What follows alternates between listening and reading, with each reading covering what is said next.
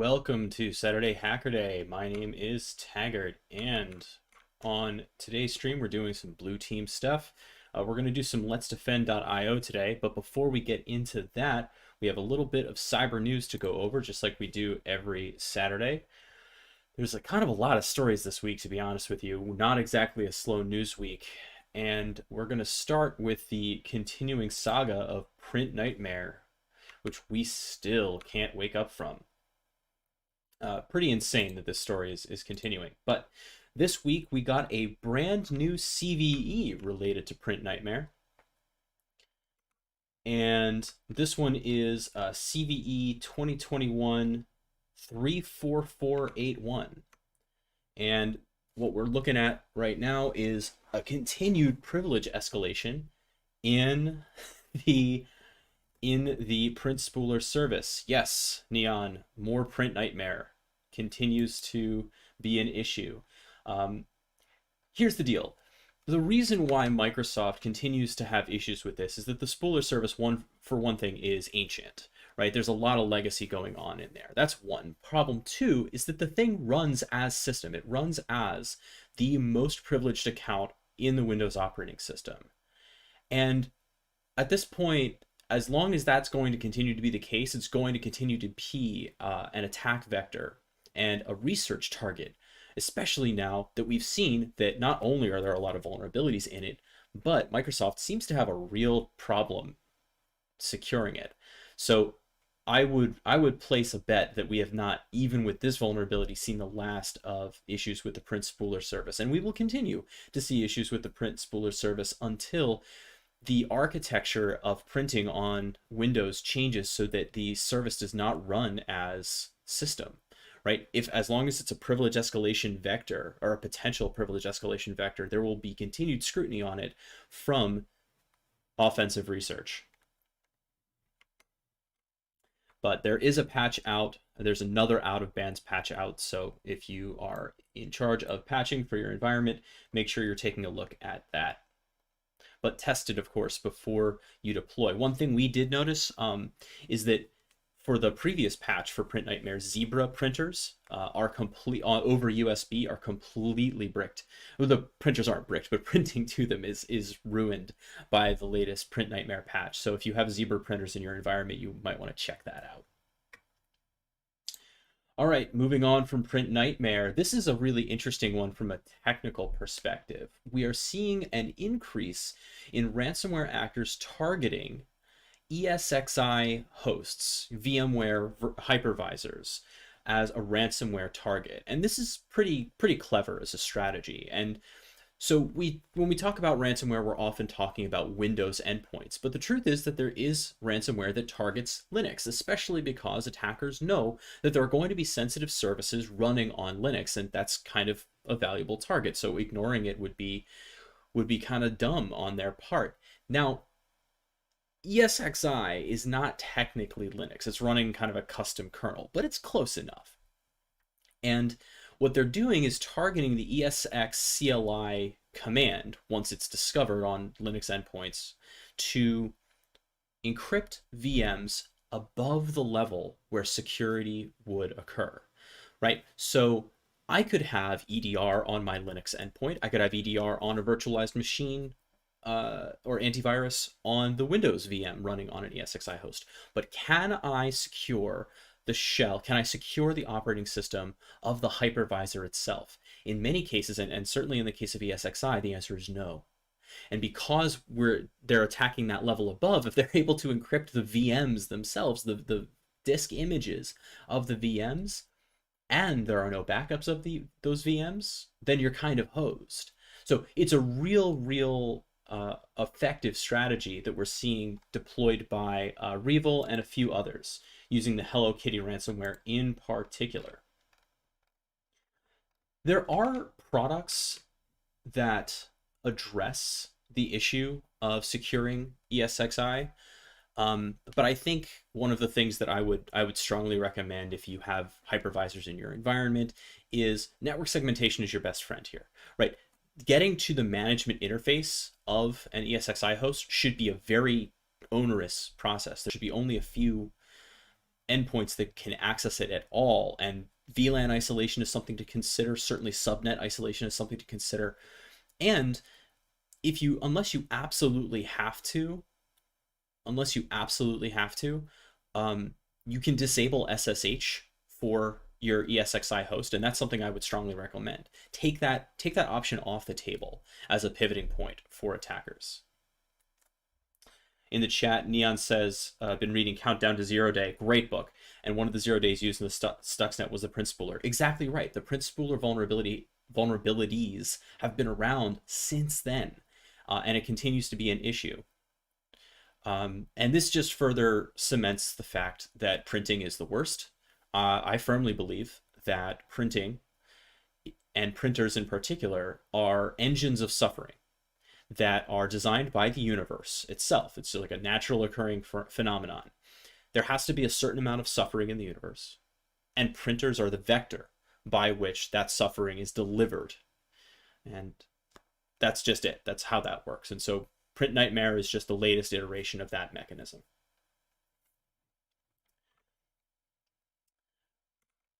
All right, moving right along. This is maybe good news. We'll see. The United States government, CISA, the FBI, a few other organizations have joined forces to create StopRansomware.gov. This is a resource center for preventing ransomware and helping organizations prevent and then respond to ransomware attacks.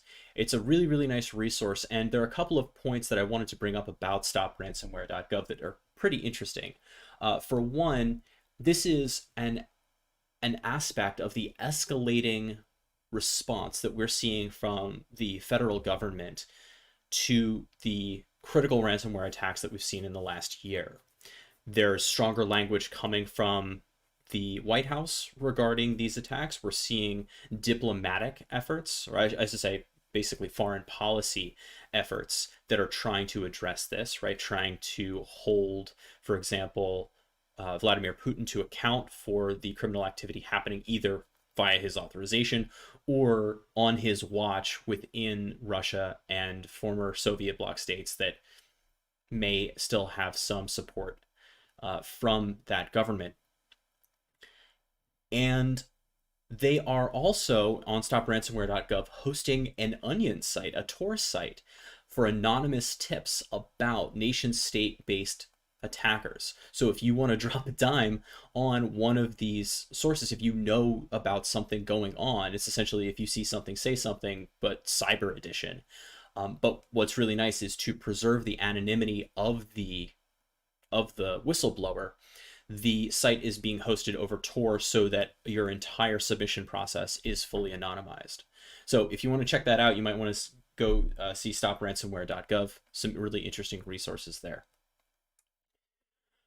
All right, with that, we are about ready to jump into today's activities. We're going to be on letsdefend.io, and let me get that up. So the plan for today is to do a little bit of, we're going to warm up with one of these malware analysis cases, and provided that doesn't take us too long, it might, provided that doesn't take us too long, we'll go over and work one of the actual SOC cases. So that's the plan. Let's get some music back in the mix, and we will get started. Yeah, there we go.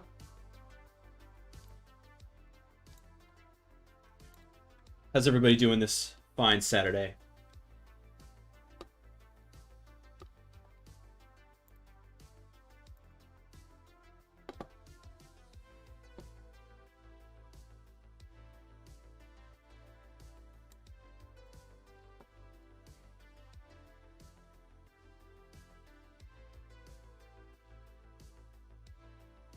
I'm worried my Kali. Oh, good. There it is.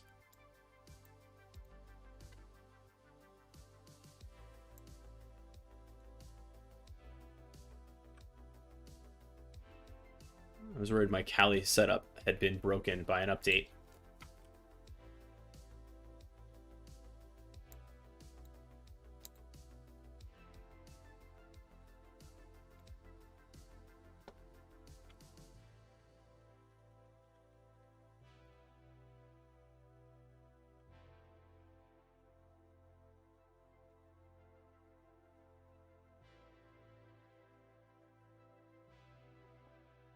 And the reason I'm doing Let's Defend, even though I had Let's Defend set up in my Windows side, I want to do this in the Kali side of the house because we're going to be analyzing malware. So I definitely don't want to do this natively. So let's go fire up the stuff.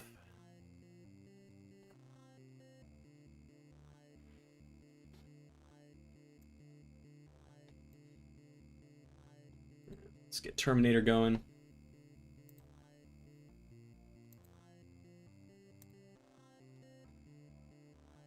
Man, this thing is running slow.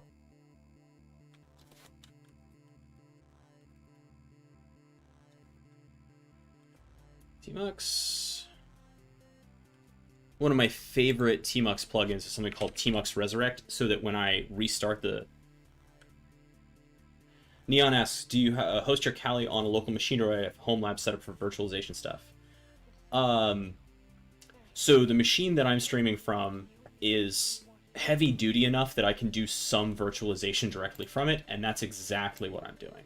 So here's my Hyper-V setup, and so I have Kali, I have the Ubuntu server, I have the Security Onion lab, and I have a Flare VM for Windows malware analysis. So I have these set up, and I've done some other things with it as well. Yeah, so that's kind of what I have going on. I don't have really the space to set up a full-out like rack-mounted virtualization server. So this desktop, I basically poured as much as I could into it to make it capable of doing virtualization. Now, in the not-too-distant future, I believe that my plan is to do some virtualization that is cloud-based. So, you know, using Terraform and things like that to spin up labs temporarily, use that, and then bring them down after the lab is finished, so that, you know, I'm not spending crazy amounts of money on Azure or AWS, but offloading that compute onto the cloud is, I think, a pretty good use of funding, rather than having to invest in a whole bunch of hardware that you have to maintain and upkeep. All right. So the plan for this, my plan was to do this Excel 4.0 macros lab. Excel 4.0 macros, or XLM macros, are really, really, really interesting as a... Yeah, this article is a great introduction to how this stuff works. I'll put this in the chat. So the way old school, this is pre-VB macros, okay? Excel 4.0 or XLM macros actually exist directly within the cells of an Excel spreadsheet. And they look like this, right? And you can set them to execute upon opening the document by renaming the first cell auto open. Pretty crazy API, honestly. And that it still works is incredible. And one of the things that's really cool about Excel 4.0 macros is that you can save them in a .xls file. A .xls file, right, is the older version of Excel, right? It doesn't look like XLSX. However, people still use XLS files, right? They're around. And they can often bypass people's first line of defense of scrutiny, because if you were to enable VB macros in a spreadsheet, a modern spreadsheet, it would look like XLSM, right? Or in an older one, it would be XLM. So that file extension kind of gives you a hint, if you're paying attention to file extensions, that there's at least a macro, it may be malicious, inside of that file. But with Excel 4.0 macros, you don't get that initial indication, which is really, really, really interesting. Okay. So we're going to download this thing and see what's up. And here's the scenario. Let me zoom that in a little bit. One of the employees has received a suspicious document attached to the email. When the email flow is examined, it is seen that there is a suspicious Office file. Employees forward the email to the security team. That's exactly what we've got. When L1 analysts scan the suspicious file with several different scanning tools, they see that it does not contain VBA macro. Since the file format is similar to phishing, they forwarded the suspicious Office file to you for detailed analysis. Okay, very good. Let's download the file. .rar. Okay.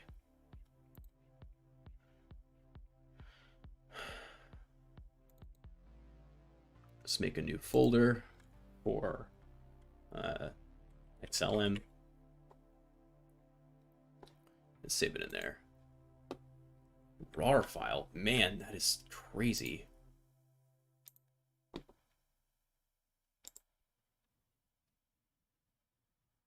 Can I extract this? Do I have a RAR extractor? Looks like I do. The password is infected. Great, there it is. And what do we have inside of here? We've got a couple of DLLs and this XLS. Now, here's a cool trick. If you're working in Linux and you want to analyze a document just kind of as a first pass, and you want to do it defanged, use LibreOffice. LibreOffice will like recognize macros, but it won't run them. And it definitely doesn't know what to do with XL 4.0 macros. So if you want to open this thing in a safe environment, fire up LibreOffice.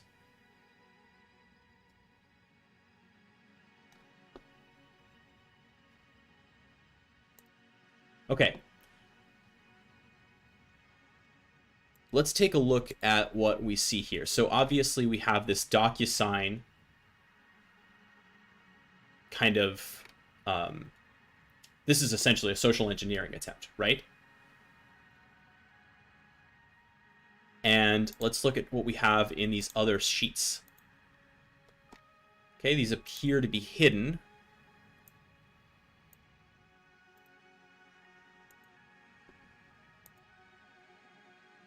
I'm not sure why these are moved so far over.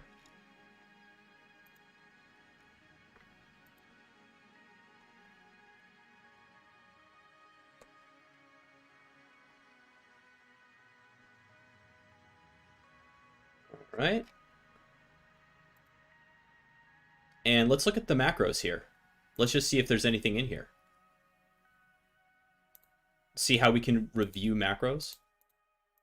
Okay, it looks like there's nothing, there are no VBA macros as it suggested, but there would be XLM macros in here, in theory.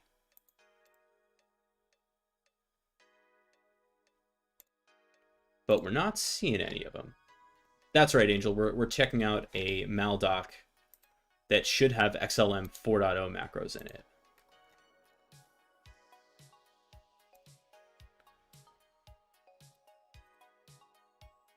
And although I don't see where they are, but that's okay. So on a first pass, it looks like we have this kind of social engineering attempt. Hidden by text background color? Possibly. The easiest way, since this is an XLS file, we have a couple of other things we can do to get at this. So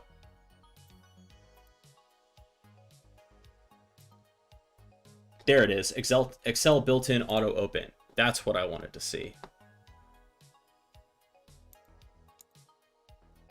Yep.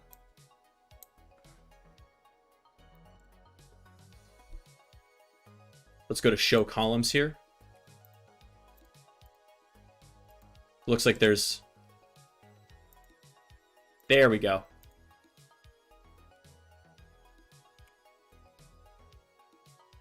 Yeah, here we go. And the way that we cut to this, by the way, was by looking for these cell names, right? Because the auto open cell name is something that will be used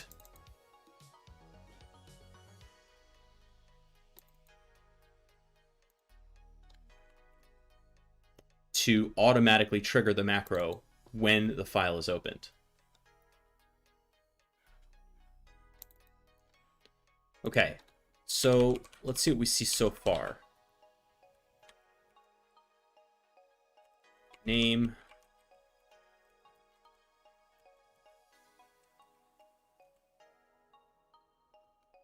Some XMY.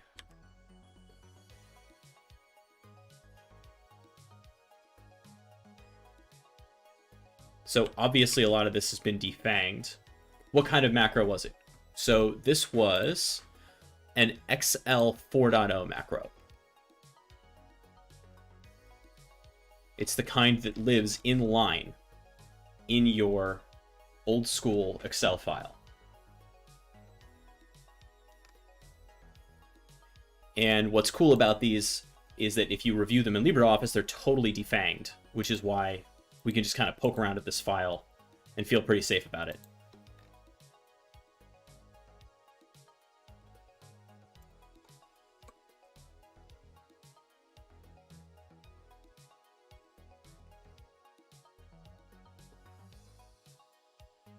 Okay. So it's not immediately clear from this exactly what this thing is going to do, but we don't always have to do all the hard work, right? We have tools like AnyRun that will sandbox this thing for us and see what's up. And that's exactly what we're going to do. I still look live here.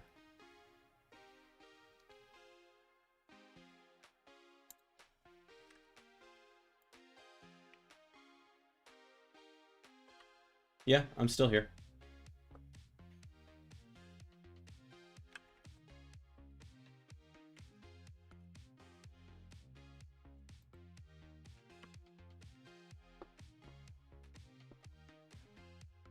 All right. Let me sign in here. Let me upload a file. Let's go to Documents. Let's defend. Let's give it the RAR file and see if it can figure that out.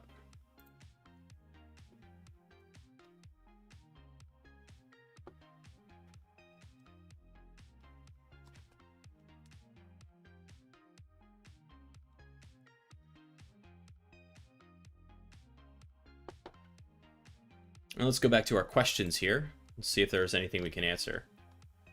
Attackers use the auto open function to make a malicious VBA macros. What do attackers change the cell name to make Excel 4.0 macros work to provide the same functionality? We actually learned that from reading this article. That would be auto open.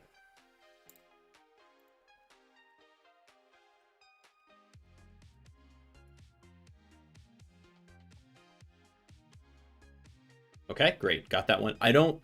Hey, let's defend devs. But macro still needs to be enabled, right? Yes, but you don't get, that's why you have this social engineering thing here, right? Where they're asking you to enable the content. However,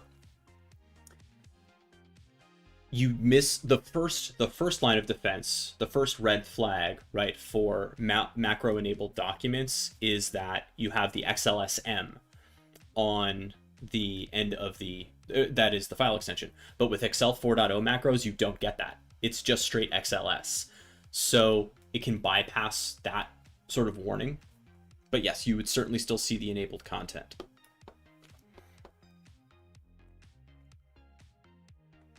And for whatever reason, EDR and a lot of antivirus really has problems with this because it's an inline thing. It's not like it's looking, an OLE dump is not going to show you this the same way because it's just cells in a spreadsheet.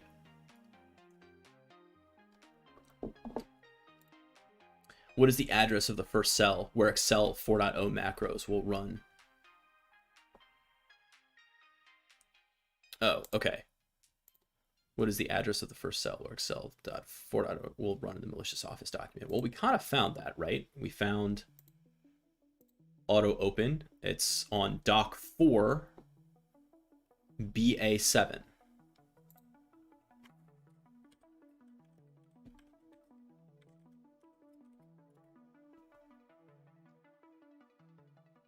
Dope. Which function is used to start a process in the operating system in the document you are analyzing? It should be exec, but I can't find it.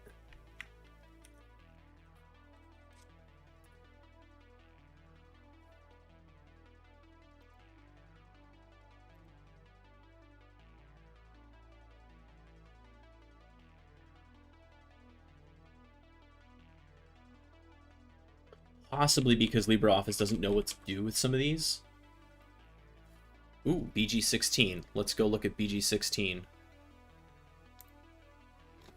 17, 16. Nothing in there. Interesting.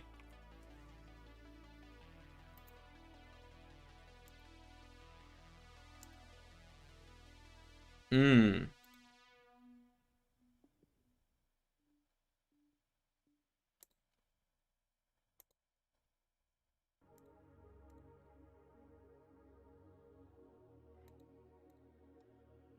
So at this point, I would want to use a different tool to analyze this thing.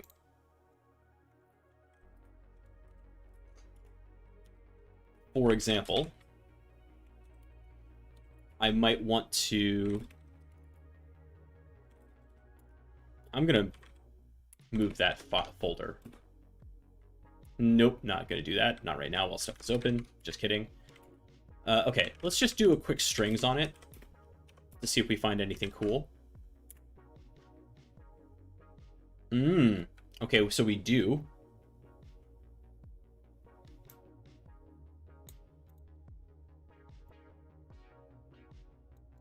We have some DLLs here.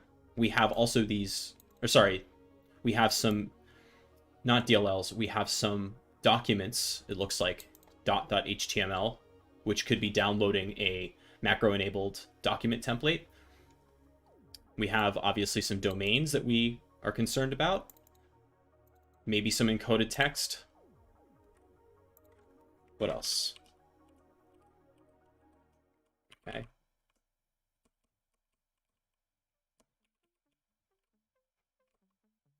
Here's some of our cell contents.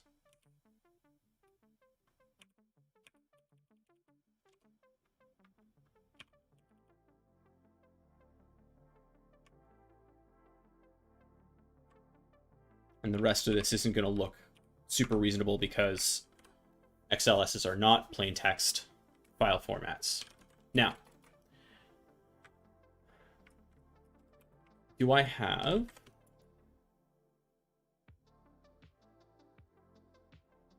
I don't have the Didier Stevens suite on here. I should. So let me fix that.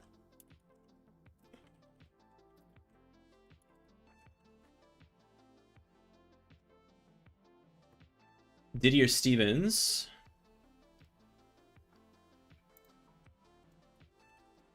GitHub, please. There we go.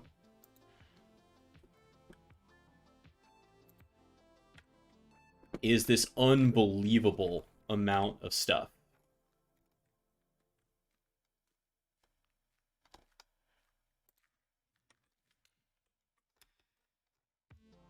That is useful for the kinds of things that we're interested in here.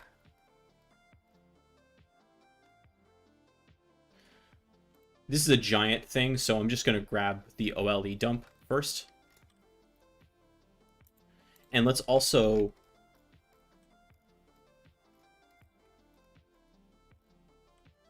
check out XLM macro analysis, just to see if there are other tools that are specifically for this. And I believe that there are.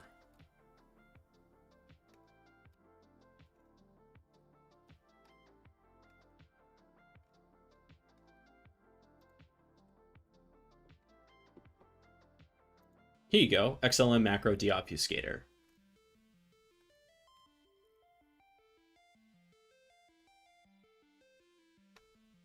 Oh, cool, it's a pip package.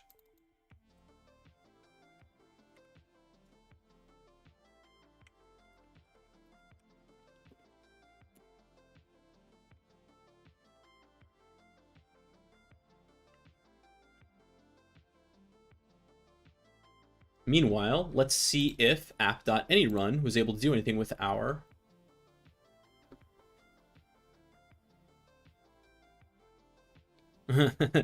Interesting. So it unrarred the package, but it didn't actually do anything with it? Okay. Let's create a new task and just give it the...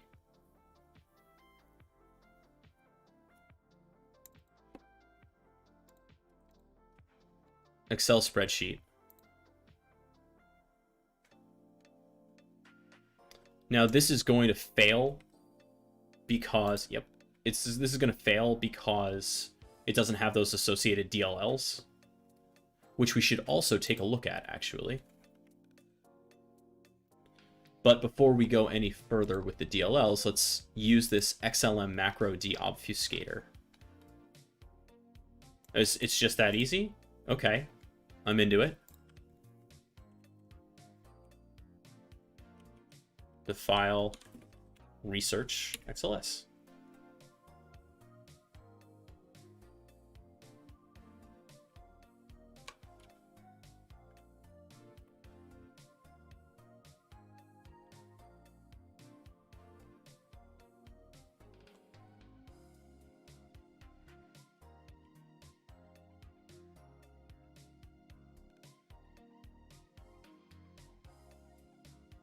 That's weird.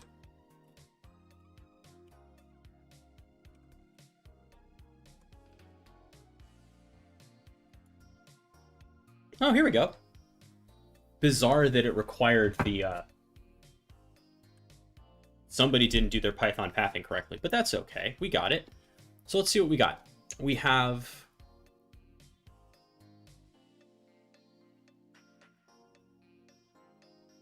formula doc BL28 to BL28, doc 3 AY16 to AY16.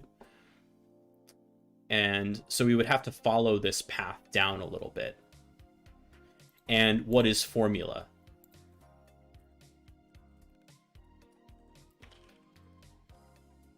I believe what it will do is essentially create a function out of bits.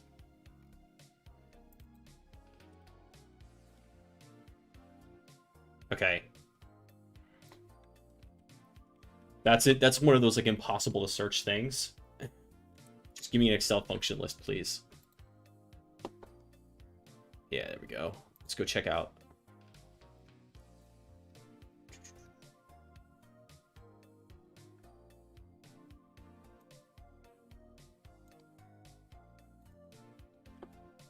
Is it just formula text? Okay, so let's check out what's at doc2 BL28.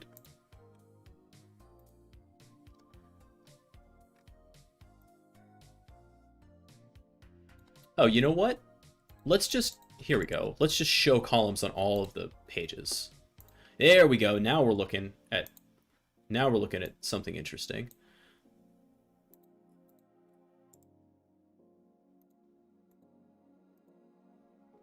Okay.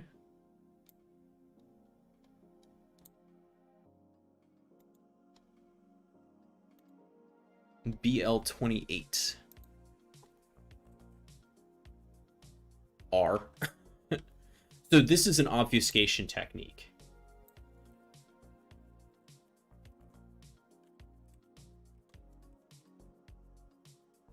Right, what we're looking at is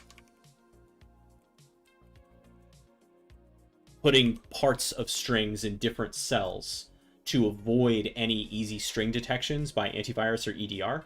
Hey, the Flet. And so that's what's going on.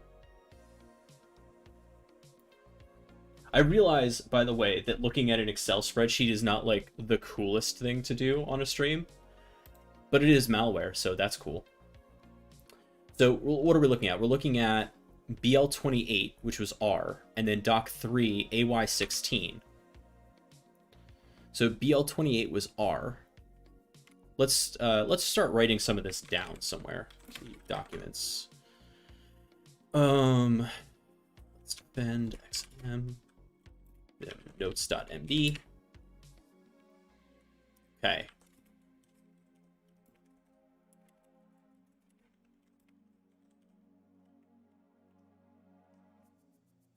Hopefully that's visible enough for everybody. Let's do macro deobfuscation. Okay, so the first thing we do is, coming back over here, BL28 was R, right? And now we're going to AY16 on doc3. So let's check that out. AY16 is nothing at all. Interesting. Maybe that's where it puts the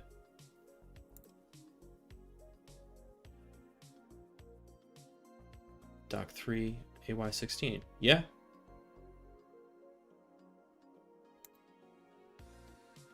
All right, well, let's move on. So the next thing that happens is, looks like doc2 BO36. Let's look at that.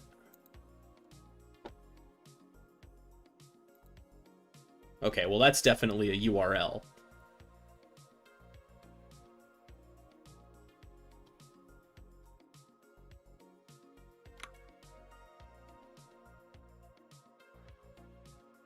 Doc2 BL28 to BL28.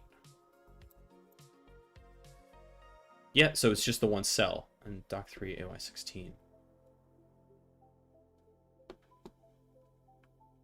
You know, it does look like it concatenates cells, but weirdly, like, there is no formula.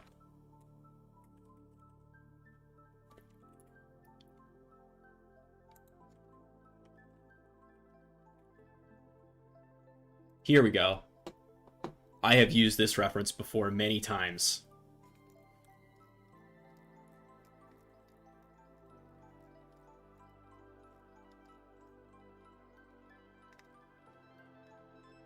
There it is. So actually, the XML deobfuscator is actually doing the work for us a little bit. Do we have a formula call? Enters a formula in the active cell or in a reference. There are two syntax forms of this function.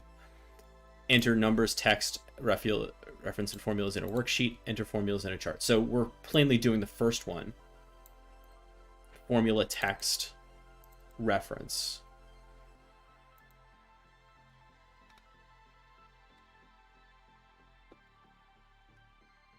Okay.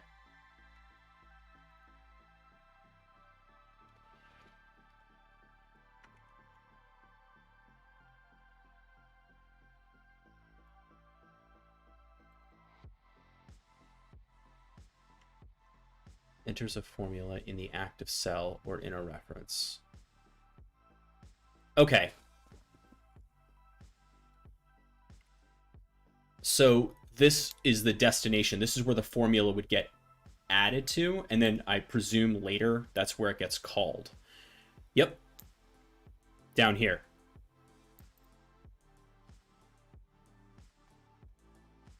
Cute. Okay. Let's go back to our questions and see where we are here. What function is used to start a process in the operating system in the document you are analyzing? Start a process. Let's kind of go through this here. I believe it is exec.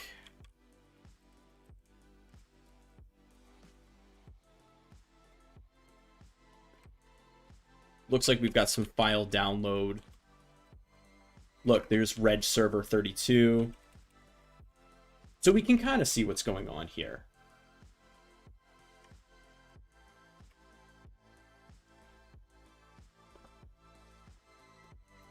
So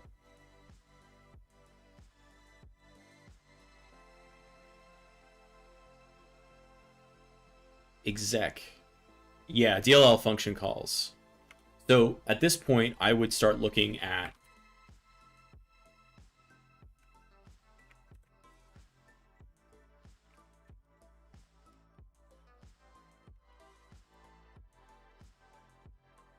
we have these DLLs in here.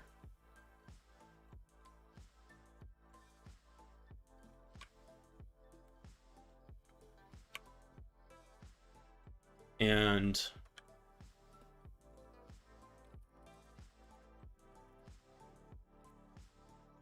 that's all we see.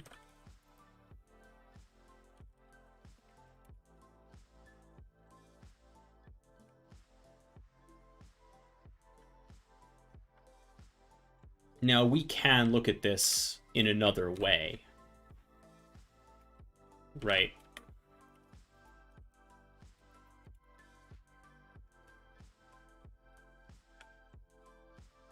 We're just in analyzing the DLLs, and not in the best way either.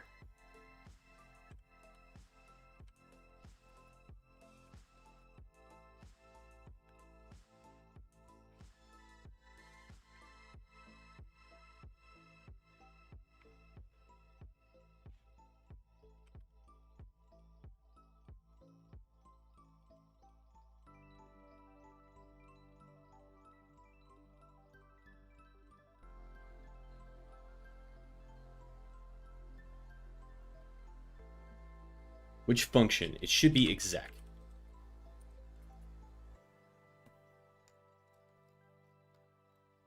Yes. Which lolbass tool is used in the Excel 4.0 macro you analyzed? Definitely redserver32.exe. Right? Or redserve. Was it redserve or redserve32? Yeah.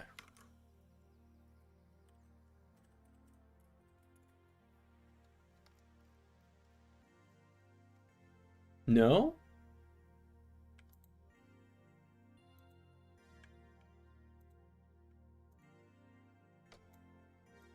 Good job. Let's defend. Still haven't added the hints. Okay, let's go back to this document.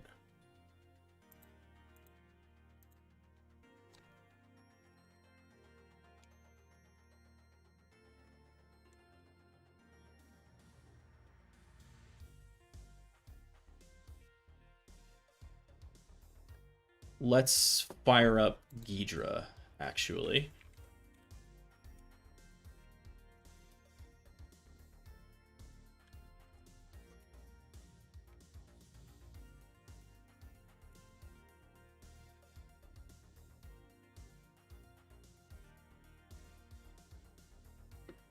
And this will allow us to look at the... yeah, I know. Okay.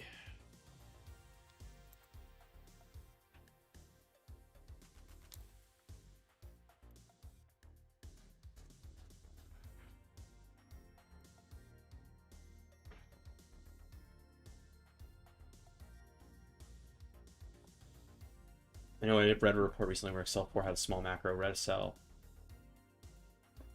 So this is... I'm not sure if this is what you're talking about. There was something that was just released called... was it like XLS entanglement? Like quantum entanglement? Yeah, this just came out yesterday. Now this is a VBA macro situation, but this is pretty cool. So basically what it does is it uses a macro-enabled Excel document can be hosted in OneDrive and used to execute arbitrary dynamic VBA code on a paired machine. So basically what happens is that the spreadsheet becomes a C2 manager.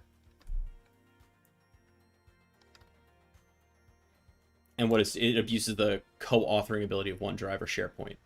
This doesn't sound exactly what you were talking about, Angel.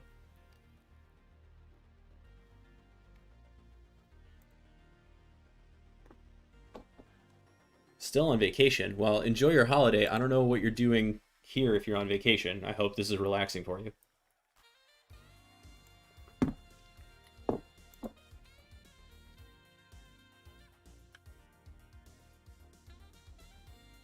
Okay, let's import some stuff.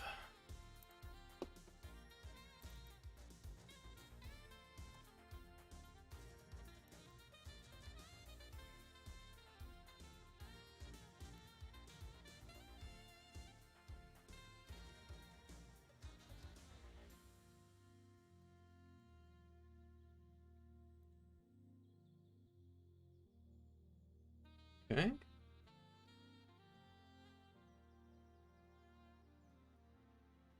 I love the Ghidra dragon.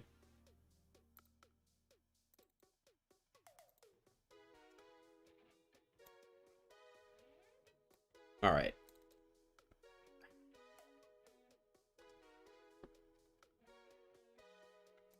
Yes, analyze it.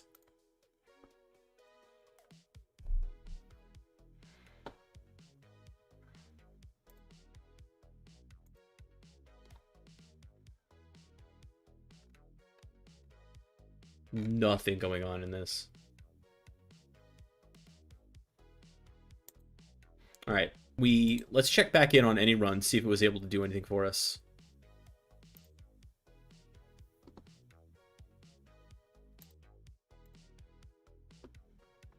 Ah, yes, it was. Sort of.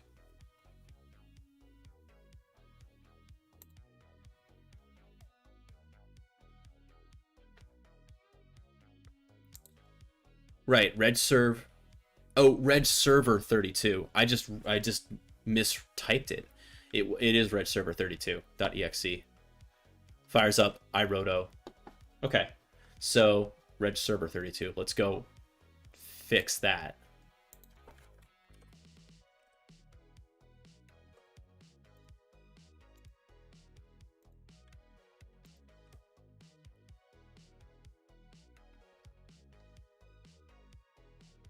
What?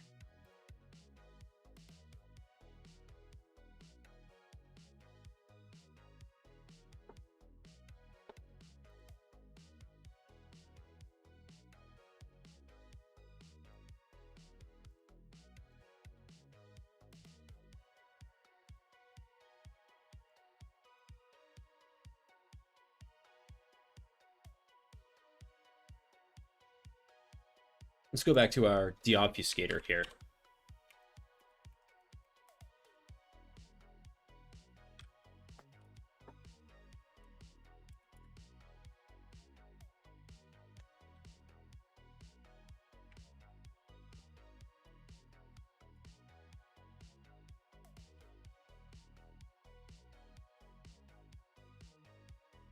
See if we can get it to actually...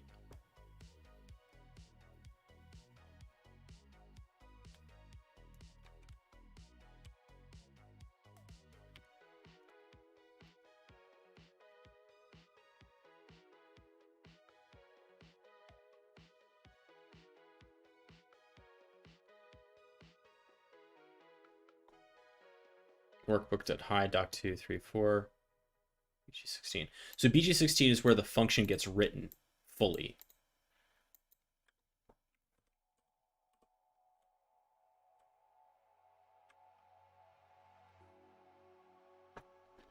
Okay. So BL28 was R. And then doc2 BO36. Is that a B0 or B? It's got to be a BO, right? That's not how Excel works. So doc2 BO36. Okay, was this .html?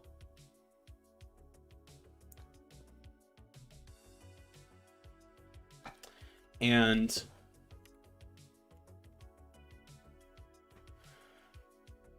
doc2 BL32.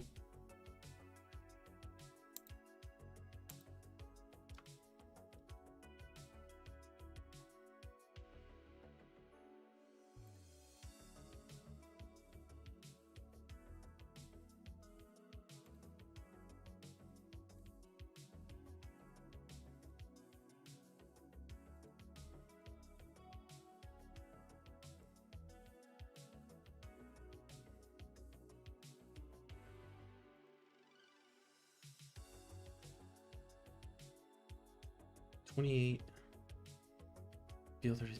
So doc2 BL28 is just R, right?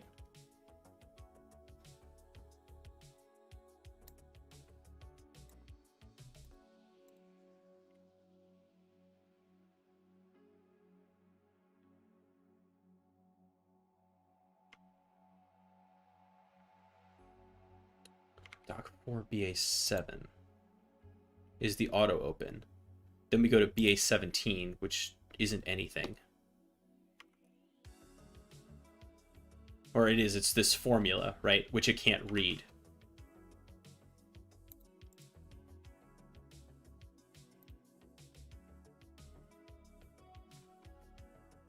If I format this as plain text...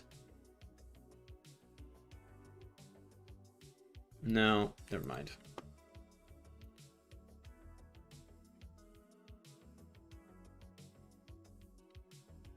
Then 18.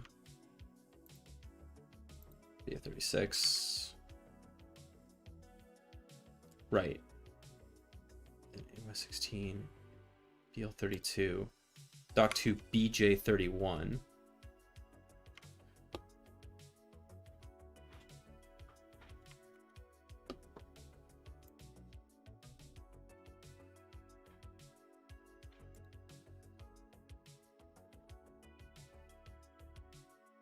Okay.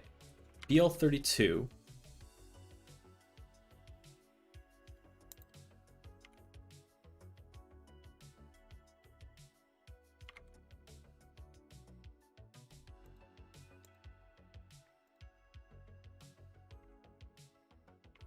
One. BL 34. There's a space. BJ 30. No, BL 34. It's an O.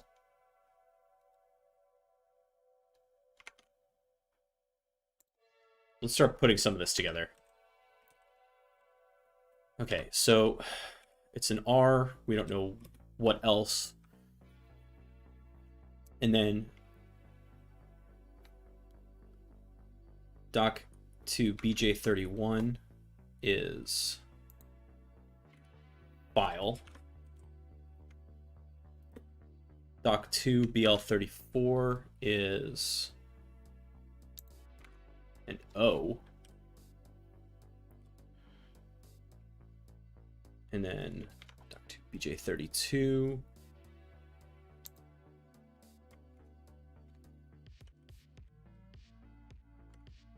is O and L. And oh, BJ32 to BJ32 EA.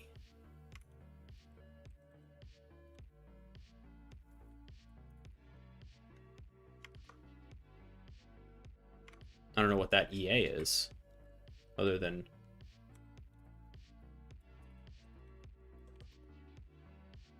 Okay, and then Doc 3 AY11. Oh no, that's the destination, right? I don't think we'll see anything if we go to Doc 3 AY11. No.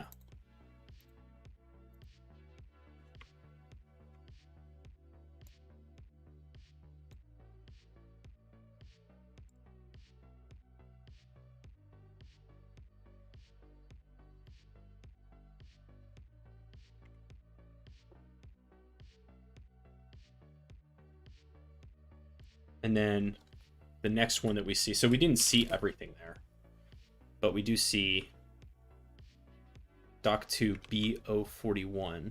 What's there?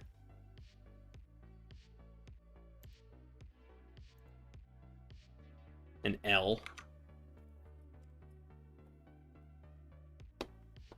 And Doc 3 AY17. So yeah, we're just putting all this stuff together.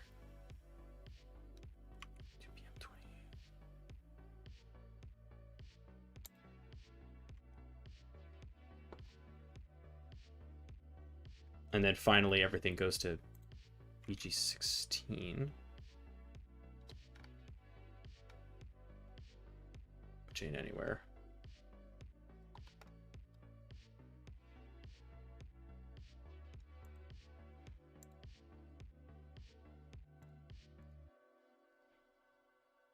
So we know that Reg Server 32 is kicked off.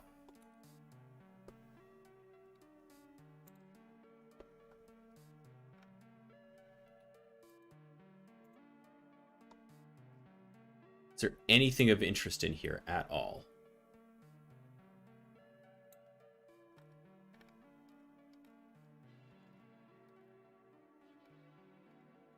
It looks like it's just loading DLLs. We don't even see any calls after that. All right, that's in iRoto. Let's close this. And let's see if there's anything in iRoto 1.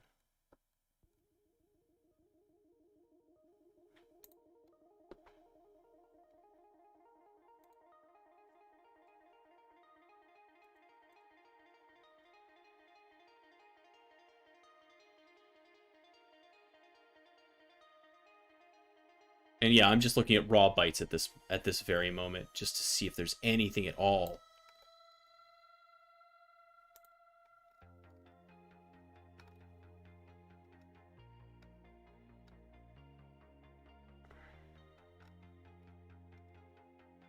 OLD32.dll.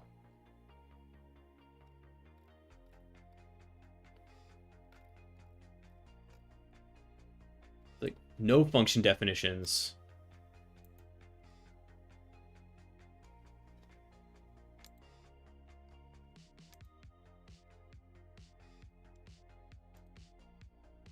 These are the only defined strings.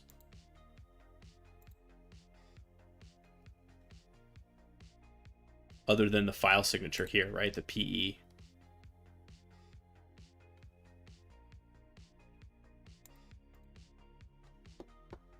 Nothing at all that's interesting here. We have OLE stuff, which means that it's probably loading, that it's using the OLE protocol to do stuff, but I'm not seeing a whole lot in there. And unfortunately, we didn't get anything else from any run because let me try this one more time. If I give any run a zip file instead of a RAR file of all three, I wonder if it'll run this for me the way that I would expect.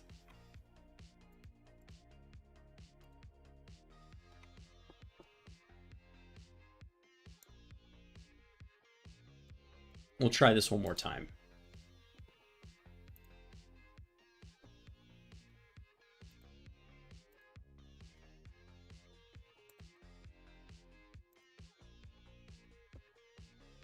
And while we're using, you know, available tools, let's also try VirusTotal.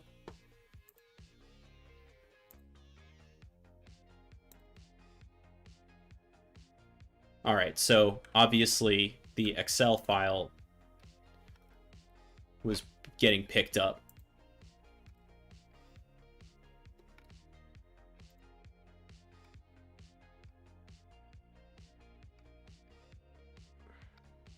And we have some information about what it does.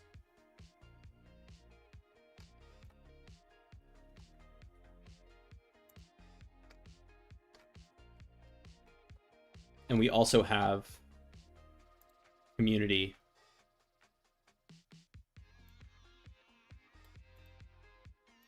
All right, looks like there's an Inquest Labs link for this thing, so let's check that out as well.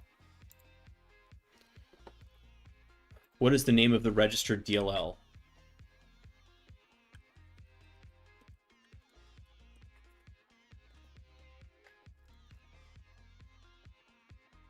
Okay, that was right. I wrote it. What is the username that made the last change to the malicious document?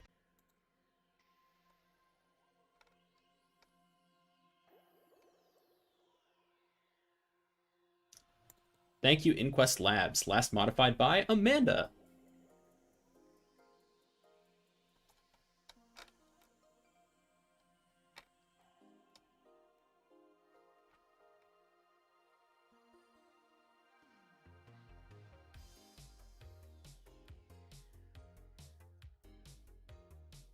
I guess we can close Ghidra because it didn't do us a whole lot of good here.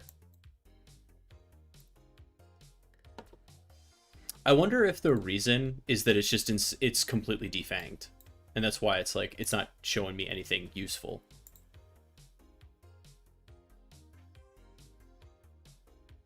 Seriously, it just doesn't open anything for me? All right.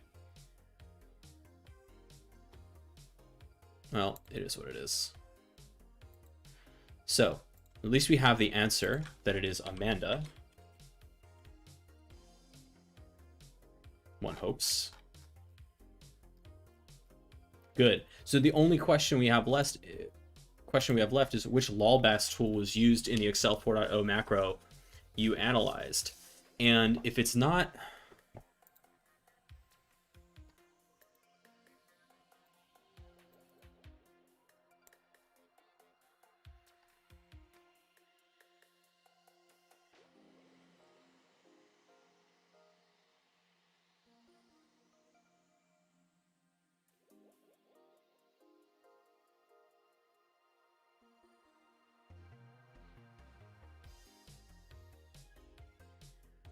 So obviously it has to download those.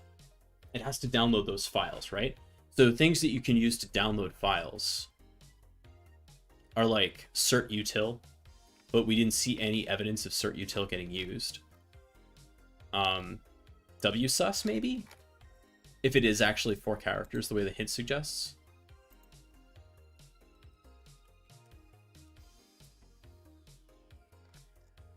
But I'm just guessing at this point. Yeah, no. And of course, there are no hints.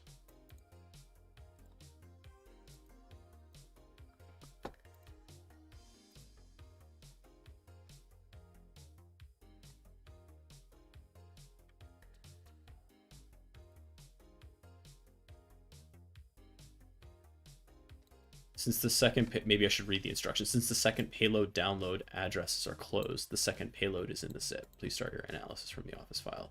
Okay, we did that.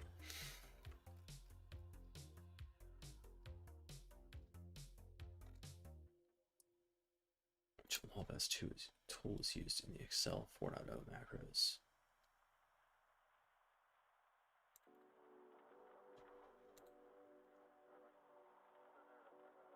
I mean,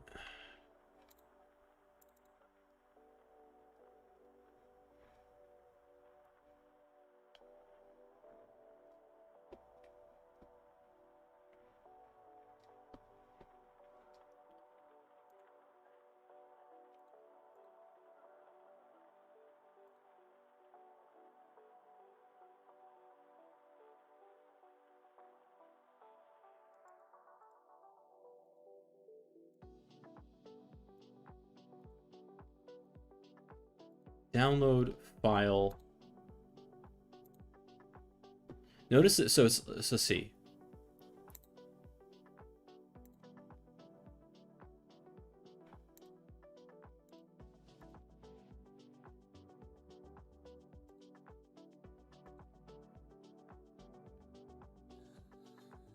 CB, JC, LM.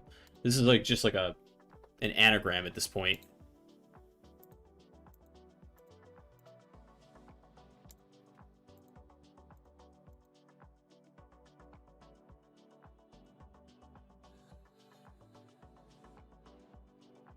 Let's go take a look at our lolbas here.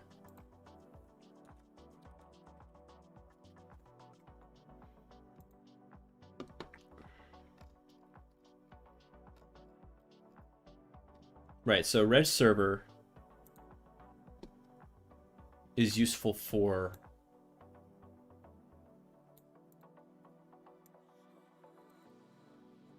AWL bypass.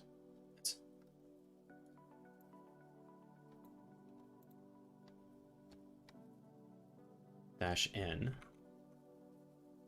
-s.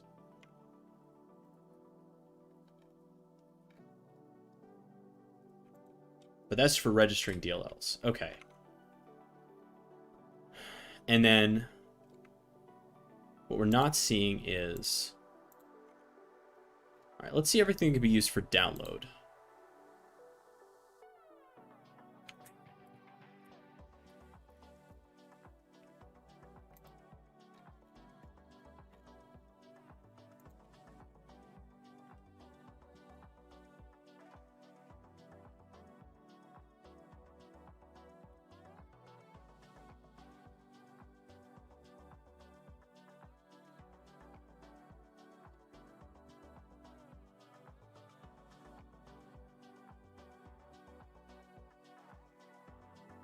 Is it literally just excel.exe?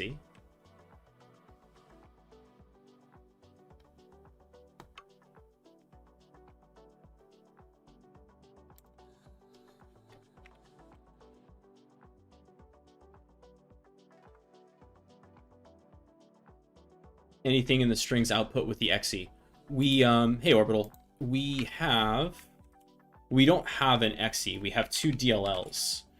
And unfortunately, it just gives us other DLLs.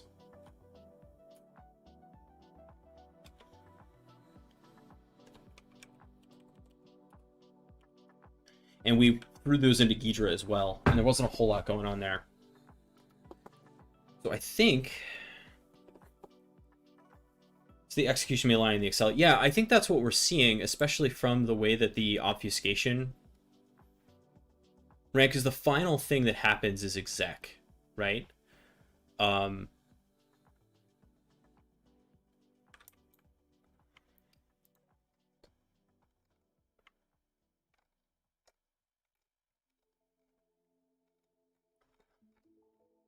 Why don't I upload?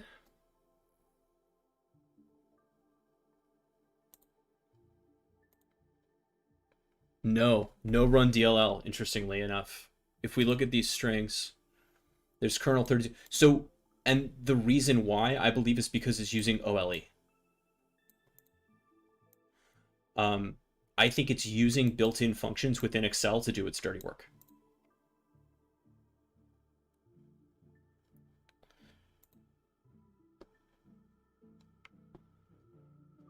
Or it's bypassing it entirely and using functions in the kernel 32 to do the same thing.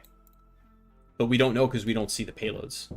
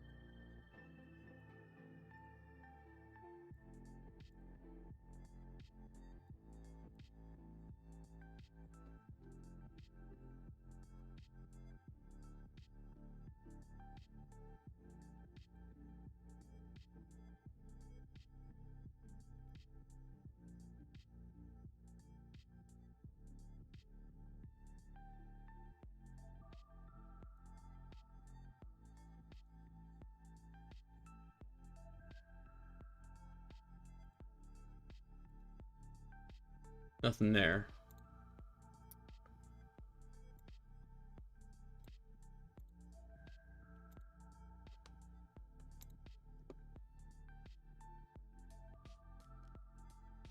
So this is the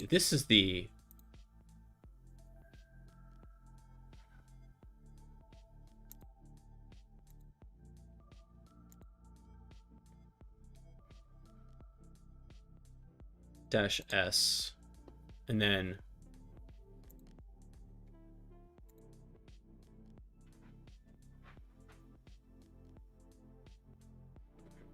download 2.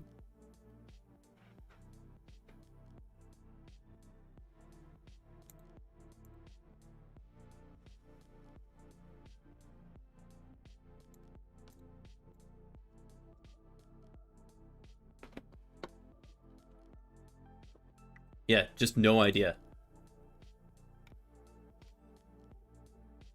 Here are all the things that we have in lolbas.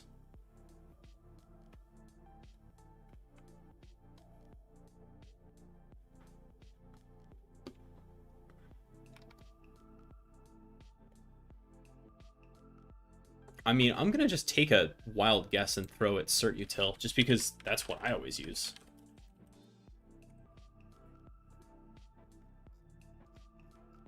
Nope. Maybe it is run DLL.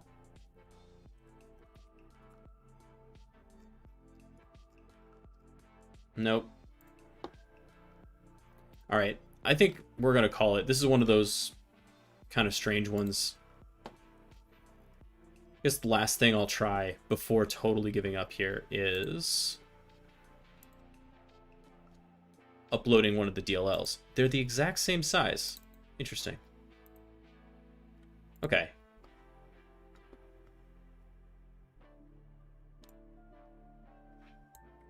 Is this the same?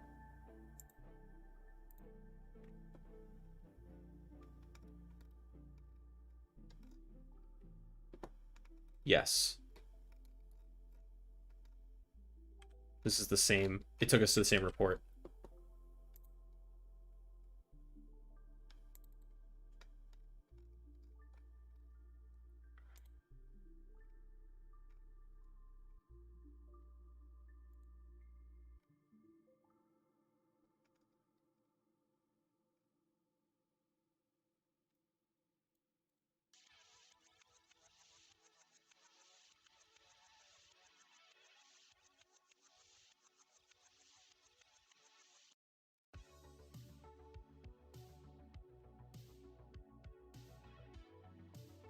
DW20.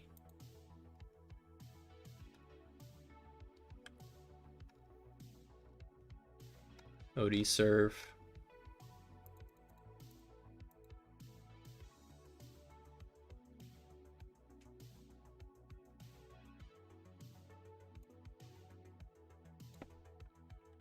Okay, just to check, I didn't do something dumb like...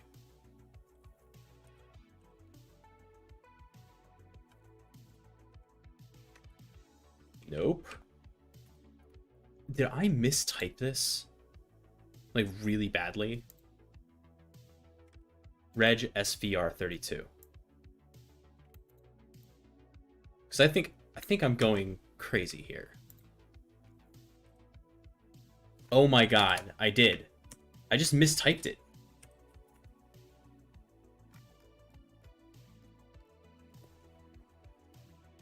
I had it the whole time.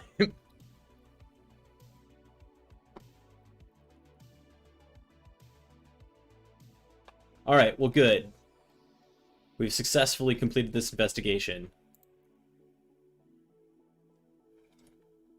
Yeah, I agreed, Angel. It reloads the page because it's doing a post, like an old school PHP post. I wish it would not do that. Well, all right, that was fun, but we got it. But XLM macros, really, really important to know that they exist and that they are kind of seeing a bit of a resurgence. Because for whatever reason, modern EDRs, I mean, they can detect them, but with good obfuscation, like you just saw, it's much harder to detect. And it doesn't give up its identity quite the same way as a VBA macro does. So yeah, just something to be on the lookout for. I would say, I mean, at least in most organizations at this point, an XLS file might be worth at least a low alert on. Orbital, with the continuing generosity, thank you very much for the sub for Neon. All right, let's get over into the SOC, which was the original plan. We're gonna get started today. So what do we have for ourselves? We have, oh, we have an Excel 4 macro if we want to do another one of those. And we have some SSH scan activity, a password stealer, multiple HTTP 500 responses, a phishing URL detected, and possible ransomware activity.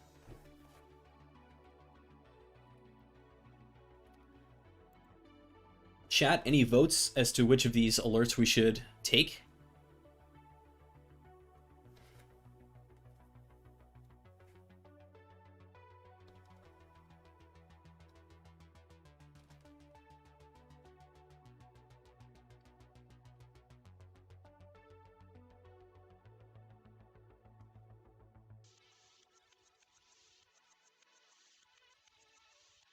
I'm leaning toward doing the other Excel 4 macro, just to keep with the theme. Oh, this is fun. The stars say this alert was generated from a real phishing attack. That's cool.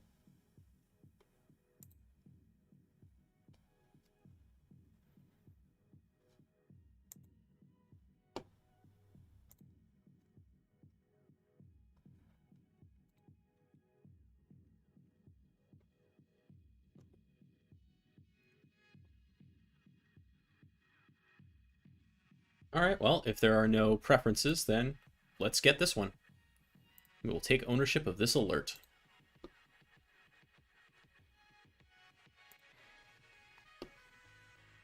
Okay, so we're looking at June 13th, 2021 at 2:13 p.m. We have an SMTP address, which we should look up. We have a source address from Tri-Town Computers, and we have a destination for Lars. And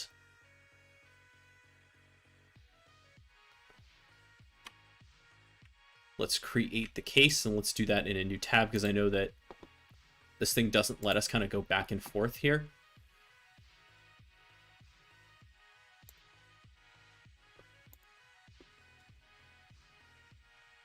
All right, see? So we'll start the playbook. When was it sent? What is the email's SMTP address? What is the sender's address? What is the recipient address? Is the mail content suspicious? Is there any attachment? Well, we have this stuff, but we also want to take a look at maybe our log management.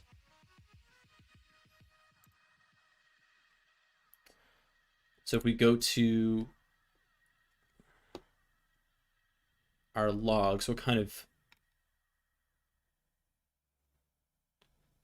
This is... I don't have any SMTP logs, so I'm going to go look for... Oh, wait, there's mailbox. Whoa, this changed.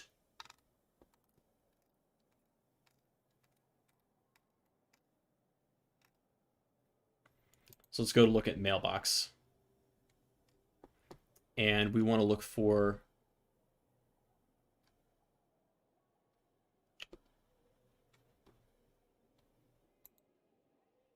This is the email right here. Please inspect your docs as one document that you can find through the attachment. Okay. Now, can we see...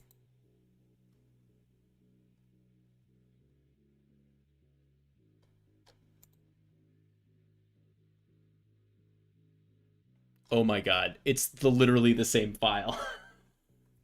Look at that, it's got the same attachment name. Okay, well...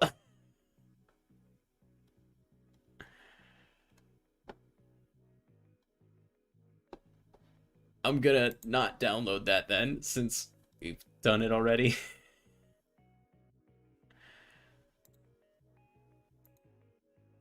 Next thing we want to do is we want to go look at the Lars endpoint to see if there was anything weird going on there.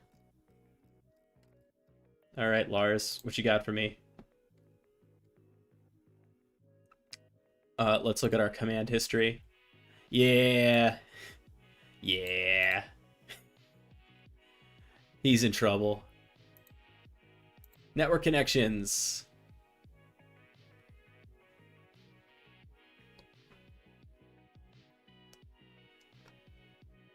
Let's see. Let's actually correlate that via time. Browser history. We're looking at June, right? Was there anything in June? No. Let's go to command history again. Very funny. Okay, so on June 13th, we had red server and network connections.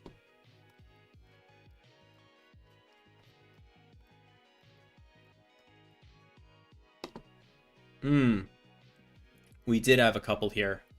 So let's go look up these IP addresses.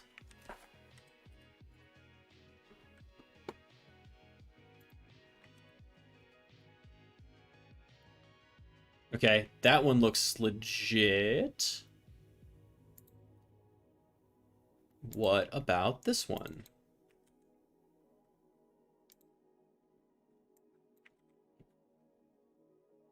Also looks legit. Bizarre. I mean, we know for sure that that thing downloaded something.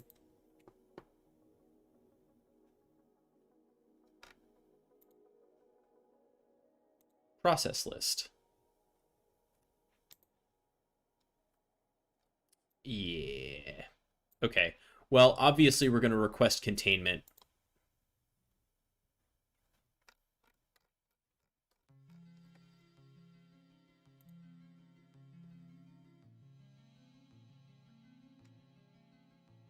Okay. Yes, it does contain an attachment. And we have done this. It is malicious. All right. So let's just grab some stuff here. Let's do, what does it want? Does it want MD5s? Yes, for some reason. Let's do MD5 sum of the evil file.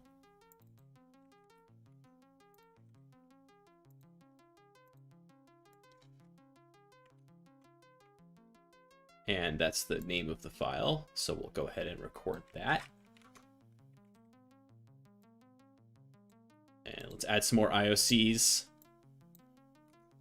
Let's do MD5 sum of the DLL.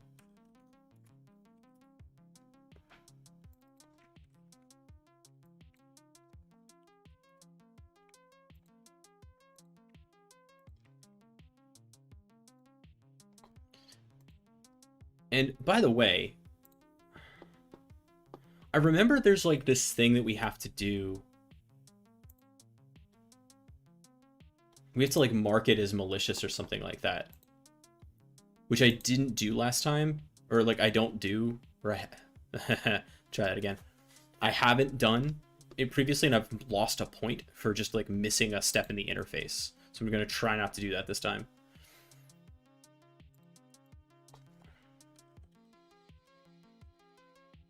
Okay, and then we know that it communicates to two different domains, right?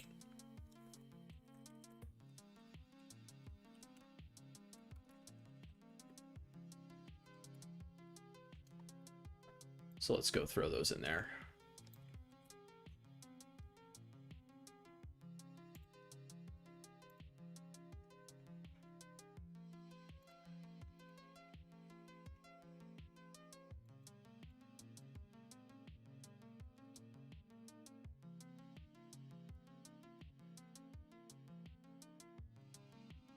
And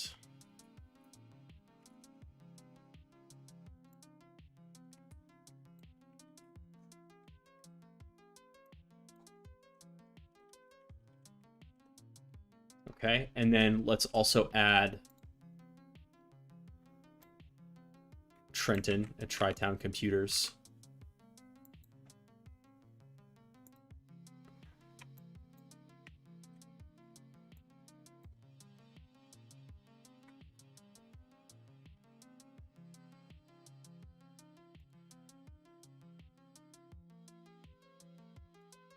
I think, yes, the mail was delivered. You should delete the malicious email from the recipient. Can I do that? Yes. I can send that to the trash, right?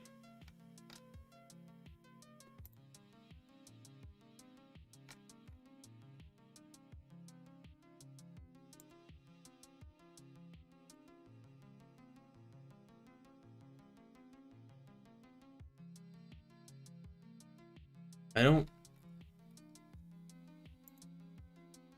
Oh, okay. Please click delete button to delete malicious email. Deleted. Check if someone opened the malicious file. Definitely yes.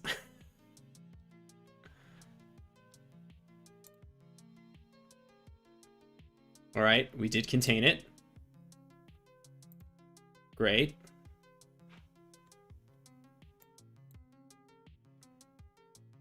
So now we can close the alert. Okay.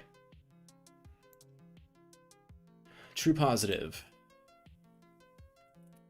Selenium macro. File. Downloaded and executed. Contained.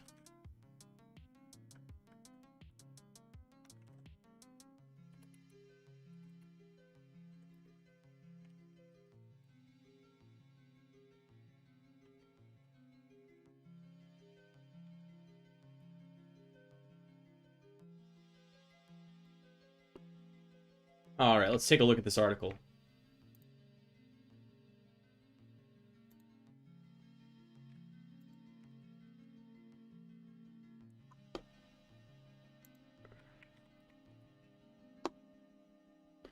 Hackers identified a new technique to disable security warnings in macros. Ooh. Oh, I do remember seeing this. Yes. Right. So it takes two files, right? And it writes basically from the Word document to the Excel file. And because the Excel file is not, once the XLS file is downloaded, VBA from Word reads cell contents from the downloaded XLS file and then creates a new macro inside the same file and writes back the cell contents as a function inside the XLS macro. That's crazy.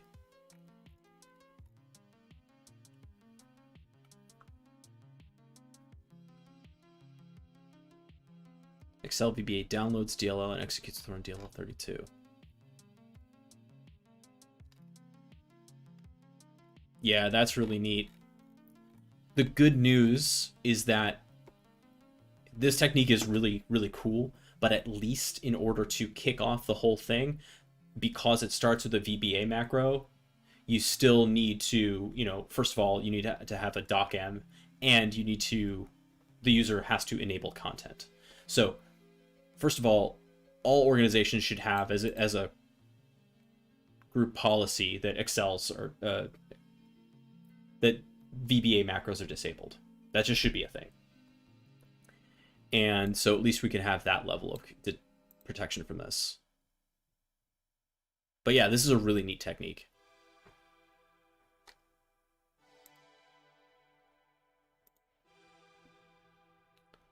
Okay, how did I do?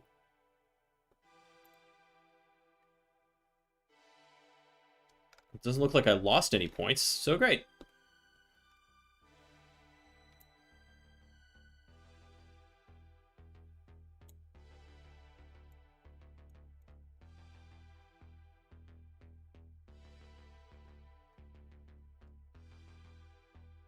Neato. All right, let's do one more.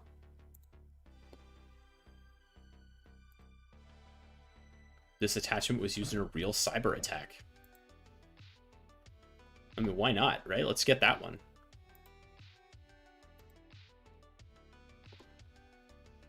All right, password stealer detected. What are we working on here? And I'm going to open this up in a different...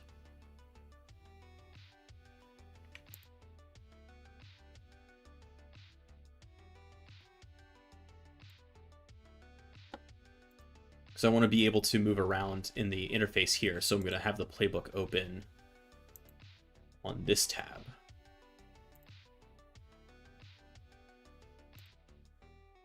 Okay, start the playbook. So let's go check this out. We begin from April 26th, 2021. Okay. Password stealer detected. SMTP address is 180.76.101.229. Let's just virus total that up.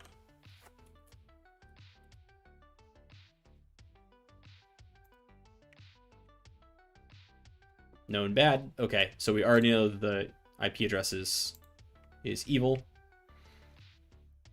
Okay, the source is bill@microsoft.com. When is the Vim stream? Wednesday.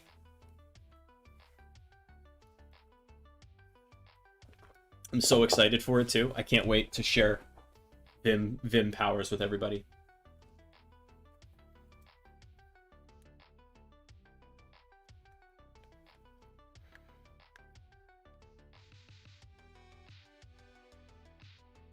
Bill@Microsoft. All right, Elliot, let's defend. And let's go check out Ellie.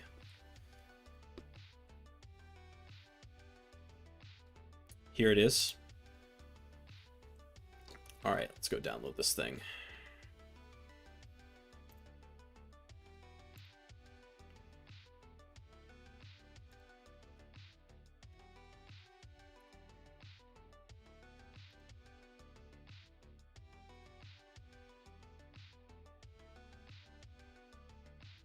When is the nano stream? Never.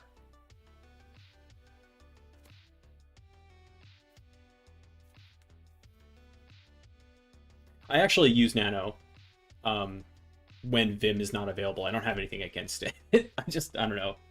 I don't feel like it requires an hour plus of content on learning how to use. It's too easy.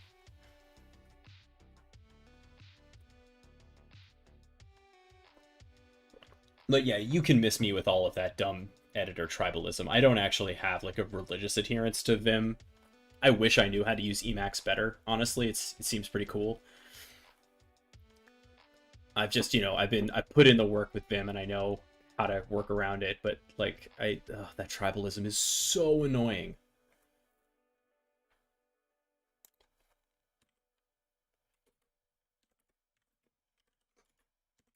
All right, let's unzip this thing.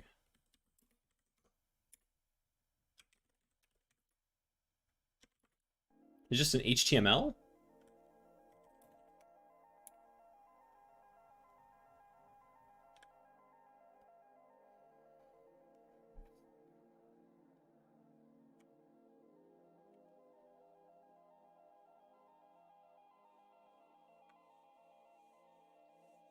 There's a form in here?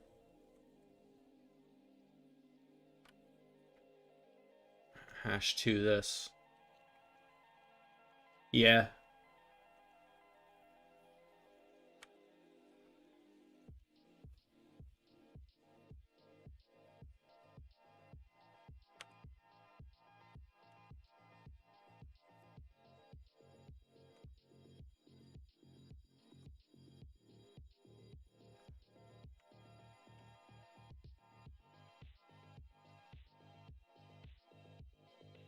Where did you see base 64?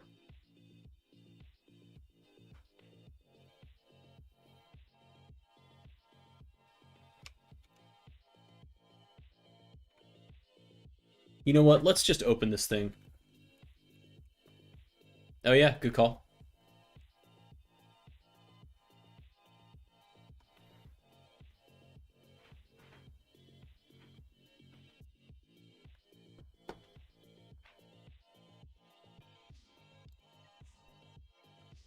Yeah, let me open this up in a...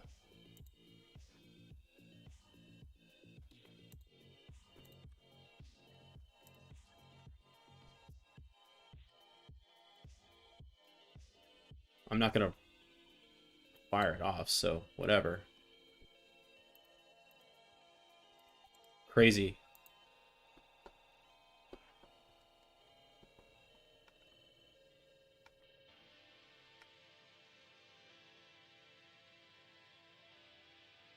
Okay, it looks like the base 64 is just the image.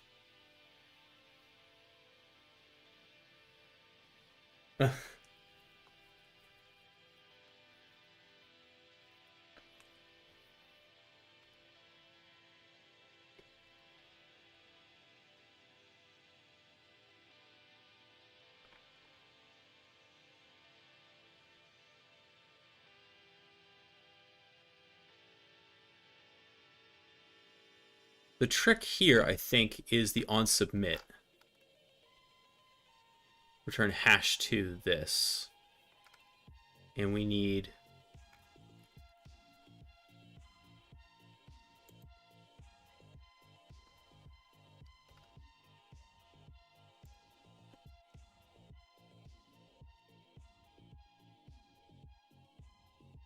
Interestingly, the form has an onSubmit return hash to this, but we don't have a hash to function.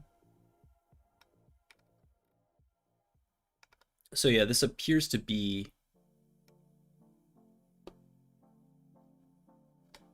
Let's just view the source so we can see it all here. Turn hash to this. And this is the form data, basically, right? Because in JavaScript, this refers to the calling context. So onSubmit would fire off a handler, but the handler would be inside of the event object, basically. So this would have essentially all the event data of the submission inside of it. So that would contain the form data.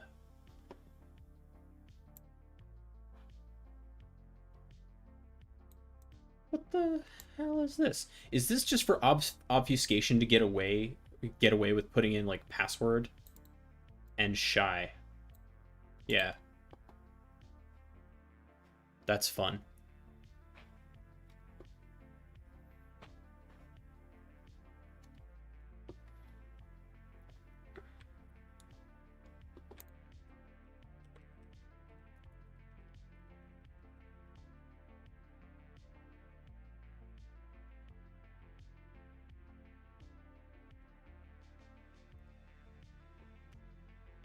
Yeah, no, I mean it's just definitely fishy. What's interesting though is I'm looking for. I don't think it actually submits. This may be defanged because it's a simulation, but it doesn't actually appear to be firing off the contents anywhere. Okay, but obviously this is malicious, right? So then from there, what do we care about?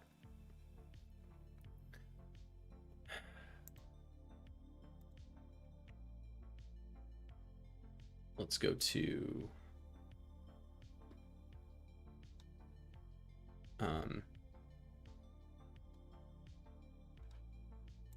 endpoint security. So this is April 26th, right? Yeah, this is April 26th, and this was Ellie.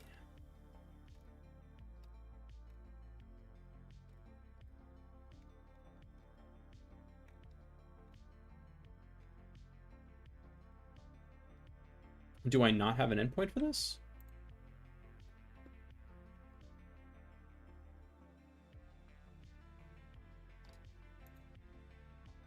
To Ellie at letsdefend.io. Right, April 26th, 2021, 11:03. Let's look at our logs from April 26th, 2021, just in case there's anything there. There definitely isn't.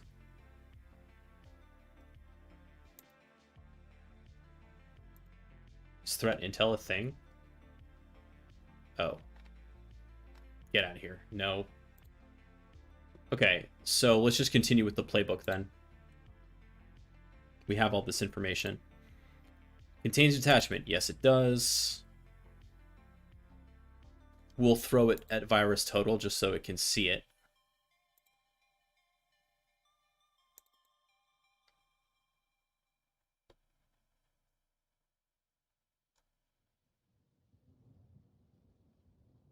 Oh, there are many more pages in the log management. All right, let me check that out.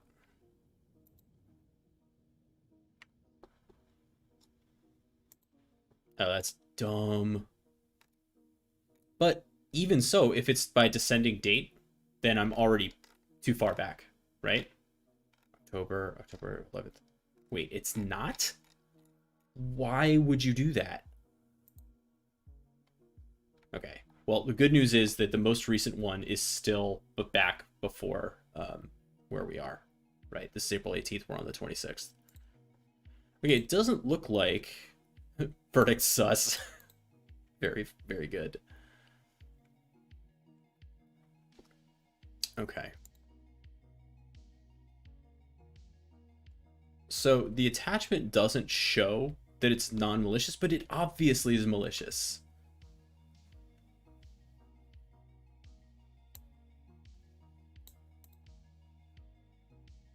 Forget that. I'm knocking malicious. Yeah.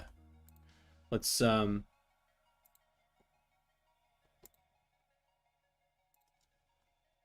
get the MD5 of it here.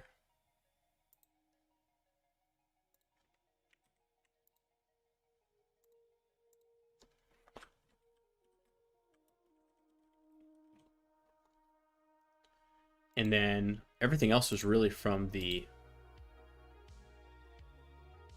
mail, right?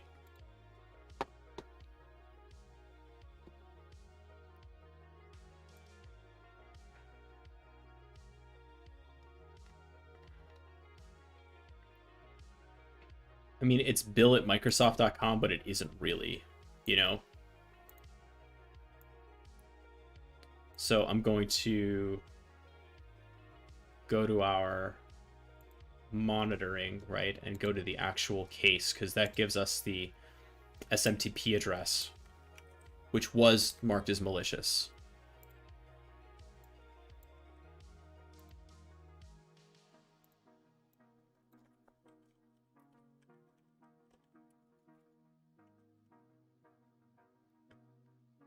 And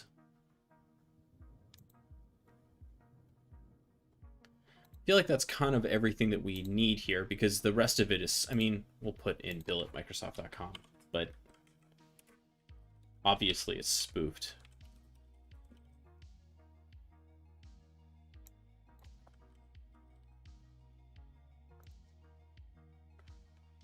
Check if mail was delivered to the user. Yes, it was delivered. And we're going to delete it. No, it doesn't look like it. Okay. So we'll go ahead and close that alert.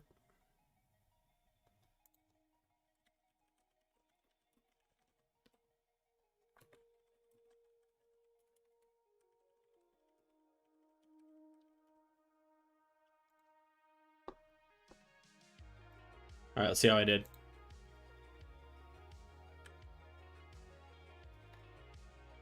Nope, that was the phishing mail. Wait, what? Is there access to malicious address? There was?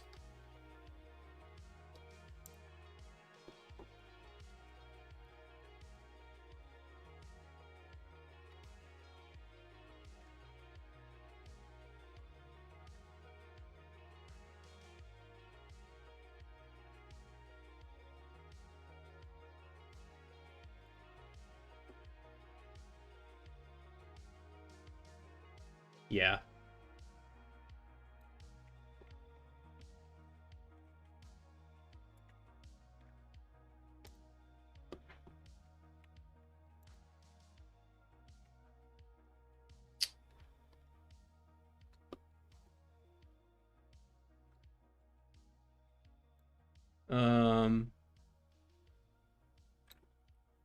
Okay, this is where...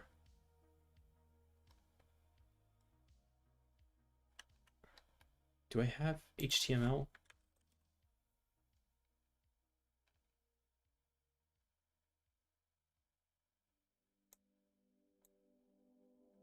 No.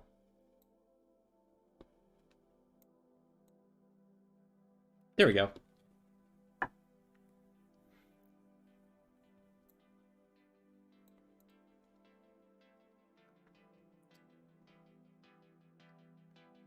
Techie card it, WP card post.php.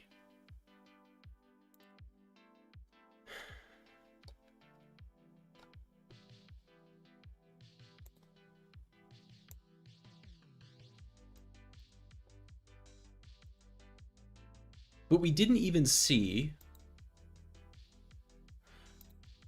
What bothers me about that is that we didn't even see...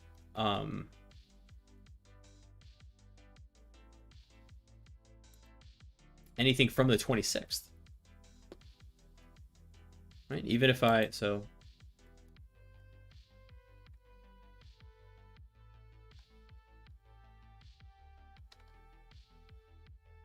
Wait.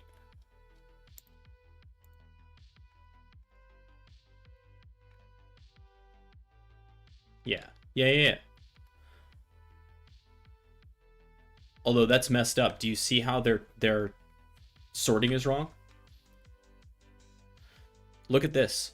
So it does descending by day or month, day, year, but then it goes ascending by time.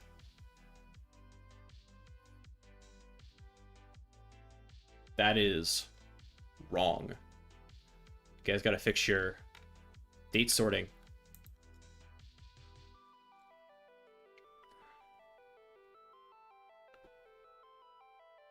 I mean,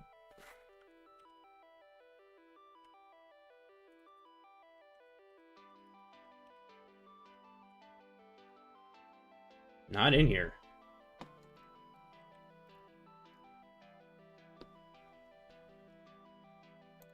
And if there is an endpoint associated with this user, I don't have it.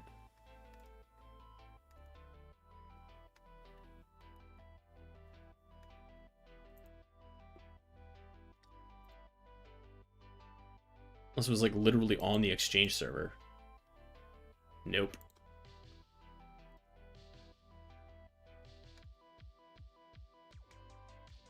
Yeah. Well, it's not the first time that I've lost points on something weird like that in Let's Defend. I still like this platform, but it definitely has some rough edges.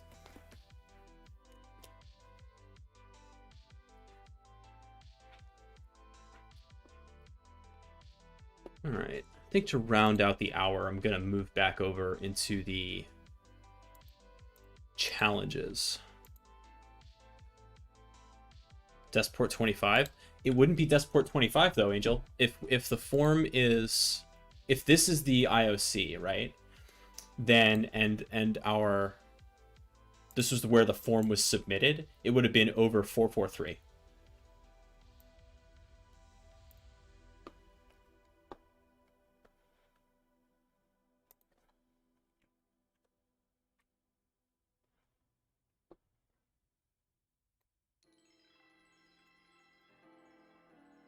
No, what we can do is we can look up. Well, we didn't see anything. I hear what you're saying, Angel, but we didn't see anything at all from that time. If we look in log management, right, we've got, again, let me do descending. Yeah. We don't have anything from April 26th.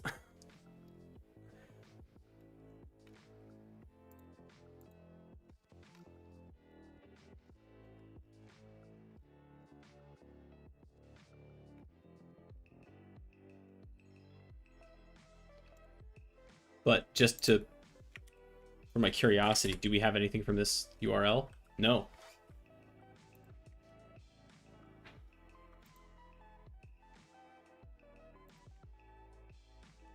That's okay.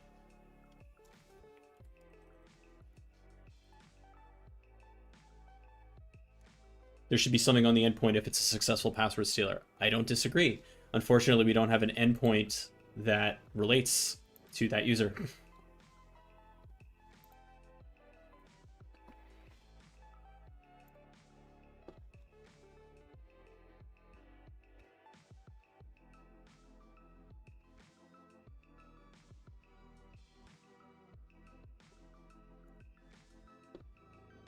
Right, going back over to it. Let's go back to monitoring, right?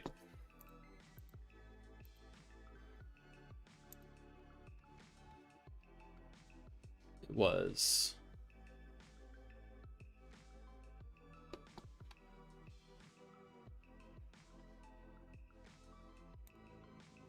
Are there write-ups for this?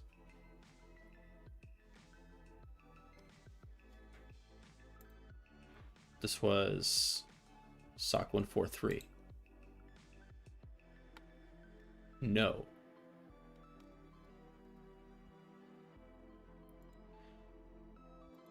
All right. Let's go over to additional and do one of the Academy things. What do we have?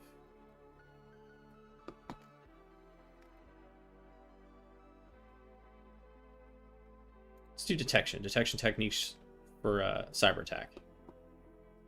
These are fun. Detecting Mimikatz with Sysmon. Sysmon is a tool developed by Microsoft. Yes, that provides the activities of the device to be recorded.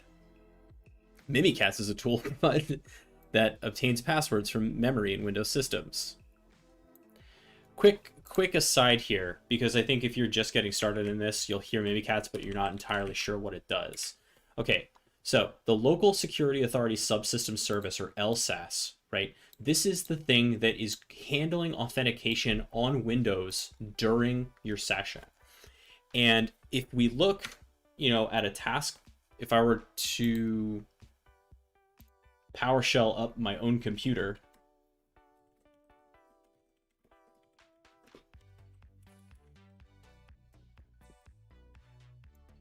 right?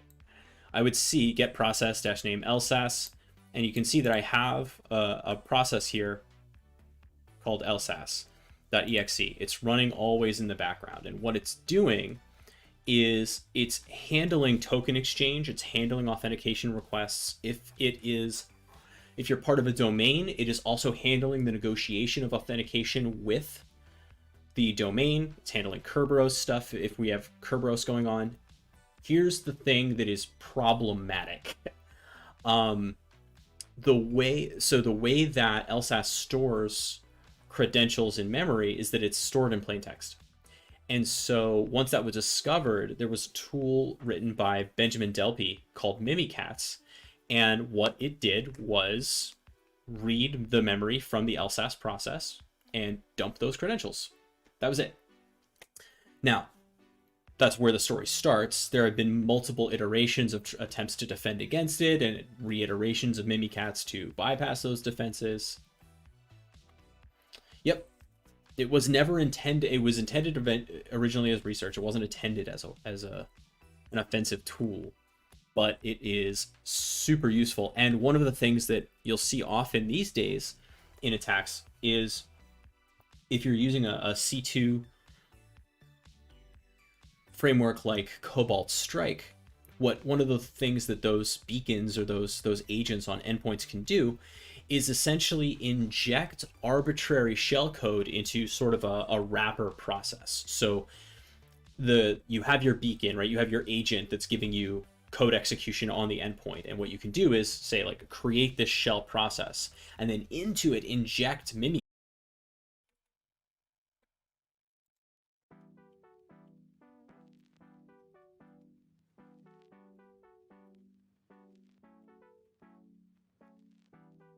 Sorry about that, folks. I know the stream kind of kicked for a second, but I think we're back.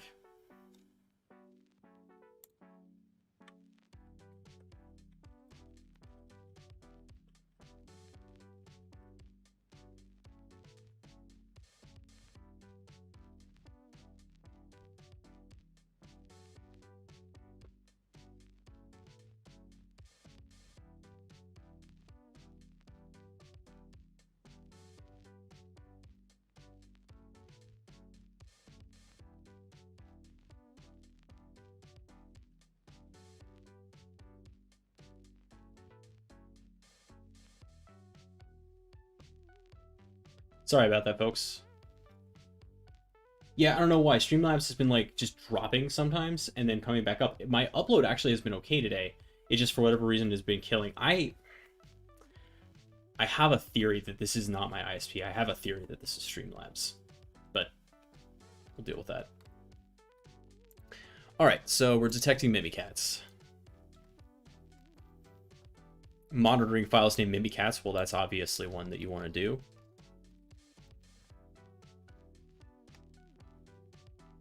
So let me tell you what I figured out when I was monitoring all of my other ISP trubs. I noticed that Streamlabs is sending my ingest to the San Jose ingest server, which doesn't make any damn sense because there's an ingest server in Los Angeles. And if I'm in LA, like, why aren't you routing there?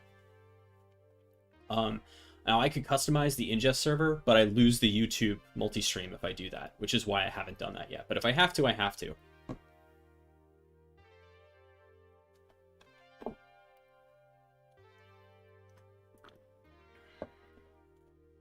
I mean, that might not make a difference, but I feel like to the LA ingest server, so that should stabilize something. Priority. Hey, look, LA gets a bad rap for some of that, but I feel like Python, that